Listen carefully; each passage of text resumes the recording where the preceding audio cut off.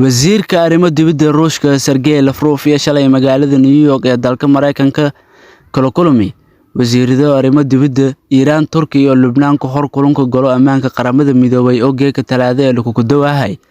arrimo bariga dhexe. wasaaradda arrimaha dibadda Ruushka ayaa sheegtay oo la sii marow abka fariimo Telegram talaadada kulanka diiradda laga saaray lamada dhinac ee marinka Gaza iyo Suuriya xaaladda ka xasan ee badda cas. wasaaradda sharaxday in Lavrov iyo wasiirka arrimaha dibadda Iran Hussein Amir la fahmeen baahida lanqoba xabad joojinta degdeg ah oo lagu suubiyo Gaza iyo shuruudo dhiibowga gargaarka bini'aadanimo ee dadka rayidka absubiga lagu muujiyo xaaladda ka xasan ee badda cas oo zaaidan ku dartay Pentagon ayaa la kaga dhawaaqay in Mareykanka iyo Britain ay qaadan weerar kale oo isniinta oo ku dhanay Houthiyinta Yemen sabab la xiriirta beegsadowga maraakibta xamuulka ee maraayan badda cas. wasiirka wasaaradda arrimaha dibadda Ruushka Sergey Lavrov iyo wasiirka wasaaradda arrimaha dibadda Lubnaan Abdallah Buu Habib ayaa ku wada hadleen muhiimadda dadaalka wadajirka ee dalalka gobolka Silindera xabad joojin degdeg ah.